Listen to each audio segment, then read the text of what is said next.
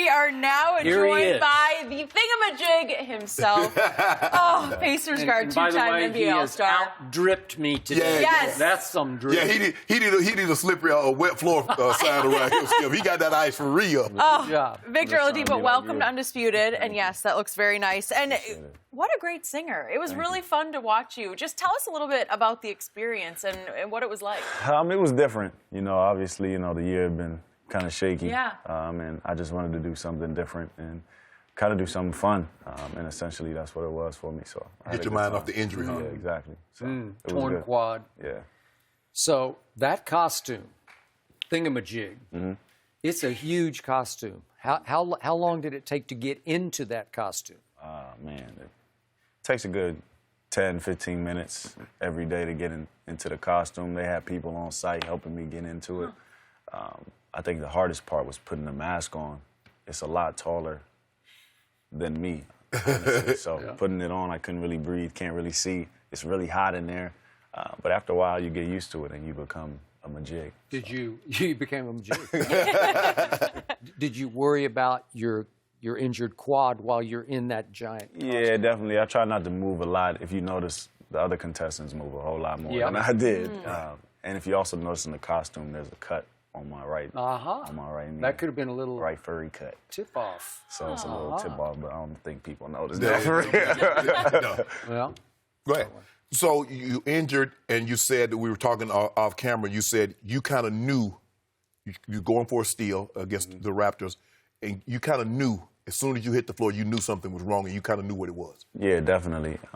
I had been having problems prior to, and when I was going for the steal and I fell, it felt like my kneecap touched the floor. Right. It felt like it just fell off my body. So as I was tumbling over and I sat there, I immediately, if you watch the replay, I immediately take my knee pad and I take it over my knee and I see a big dent in between my quad and my kneecap. So right then and there, I knew it was over. So it is rare this happened to Tony Parker, it happened to Charles Barkley. It ended pretty much both of their careers. Yeah. So God bless you coming back in the middle of your career. Thank you. But you do have another career you could pursue because you now have 2 albums out, and you pretty much stole the Masked Singer show because you can flat out get it singing. A little bit. Yes, you can. A little bit. So how much do you want that to be your second career, or even maybe a first career in some ways? I don't know, Skip, honestly. At first it was just a hobby. Right. Something my mama made me do when I was growing up at church. Right. Go sing, boy.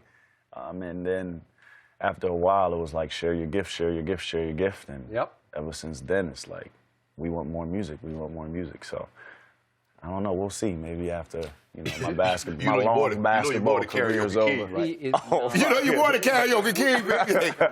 Hey, take the mic. Well, he doesn't need karaoke. I mean, he's just Well, I'm just saying, king. If we get a real, we could do this. I know, but this man is a balladeer because you can sing some ballads. Those are beautiful. Oh, so he want to be all soulful. He want to be Luther Vandross, Teddy P, all them. Yes. And he will be. So what makes you happier, singing or playing basketball? Basketball is my first love, for sure. Is it? Okay. I've been playing that since I was 4. I've been singing since I was like 7. So basketball is my love. Music is, I love music, obviously. I love singing and everything like that, but there's nothing like busting somebody on that floor. So that's where my heart lies. If you could do a duet with someone, collab, who would it be with? Probably Drake. I would do a song with Drake just because, The Baby, where it's at right now, though. Yeah. There's a lot of great rappers right now. The Baby, Roddy Ricch, there's Future, everybody. It's whoever's willing to do one with me. So. Well, 2 Chainz chipped in on your first EP, James. right? Yeah, that was all right too. Yeah, appreciate that. Can you rap as well as sing? No, I'm not a rapper. I'm not a rapper. Yeah. Don't let no one else. I'm not a rapper.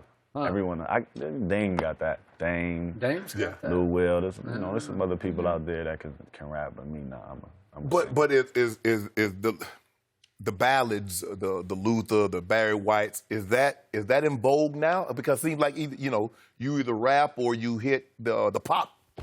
Yeah, it's a little different. It's not as much, I guess you could say, ballads and R&B out right now, but there's still people who love it. Yeah. You gotta give it. That's all I listen to. I listen to the groove. That's it for me. So, should the Lakers now be the prohibitive favorite to win this year's championship? Why? Good question. I mean, everything's up in the air, man. It's a long year. Anything is possible. Anything can happen. So I think it's way too early to dub anyone. So Even the Clippers? Because, everybody talk about the Clippers. They load managing. everybody's and so they talking just, about the Lakers. everybody talking about the Clippers.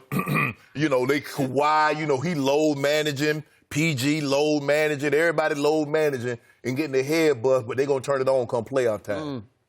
again, it's a long year. So, I mean, they doing what's best for their team and their players, so they think that's what's going to work for them. But at the end of the year, anything is possible. The Pacers will be healthy, though. Fully healthy. There you go. What you trying to say? You gonna?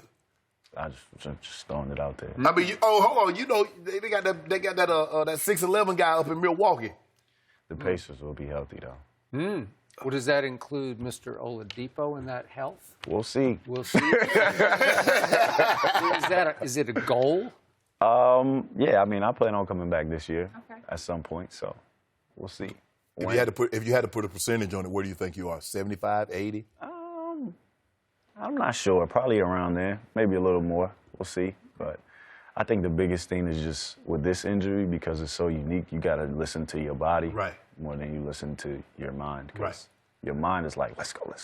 But your body's like, no. What did the doctors tell you that performed the surgery? How long did they say what's normal for this type of injury? At first, it was like 6 to 8 months. But, everybody's different. Everybody's unique. I think when Tony did it, he kind of came back in like 7.5 months. It was way too fast. Yeah. So for me, it was like, I'm kind of like a case study. Because, I'm so young and it doesn't really happen to a lot of people my age. So for me, I'm just kind of take the easy way and just kind of just take it easy. And when the time is right, I'll know. By the way, Tony Parker rushed back for this guy named Kawhi Leonard, who was quitting on my Spurs at that point. I'm just throwing that out. know the story. No, you don't have to comment, but that's exactly what happened. And it did not work. Thank you very much. I'm glad you haven't gotten over that. So, though. speaking, I'll never get over No. it. So, speaking of Lakers Clippers, I know it's way early, but from what you've seen so far, which team is better? So far. Who has a better record? Well, you know who has. Ooh. Well, I mean, right now, the Lakers probably would be the better team. They're playing better right now, but, the load management kind of is a different thing. So There's some bull jive in it. Go ahead, if you can say some bull jive. So the Clippers, so the Clippers aren't fully loaded every game, but we'll see. I'm looking forward to the Christmas matchup, Christmas Day matchup. I think You that's got gonna it. So, very speaking interesting. of another team, the Houston Rockets, you're going to have some insight into that because you did play a whole year alongside one Russell. Oh, yes, I did. Right? Definitely, yeah. And you did pretty well, and he did really well because that was his first breakthrough year in which he averaged a triple-double. How do you think it is working out so far between him and his old friend James Harden? I think they're doing pretty well. I mean, once you get those two together, they're both such like alpha males. Right. So it's going to take time for both of them to kind of figure out, well, whose turn is it to be the alpha dog in certain moments. True. So I think after a while, it'll click and they'll figure it out. And eventually they might be able to do something special. Who knows? It's always going to be James Harden. The dude's averaging 39. Yeah, but them double teams is coming. And But, as bad Russ as is doing okay. He's averaging 23, 8, and 7. That's that's not not chicken bad at all. feed numbers. Thank you for watching. You can subscribe here to get the latest from the show, and be sure to check out more of the best clips from Undisputed, or go watch a few other segments from our other shows on FS1.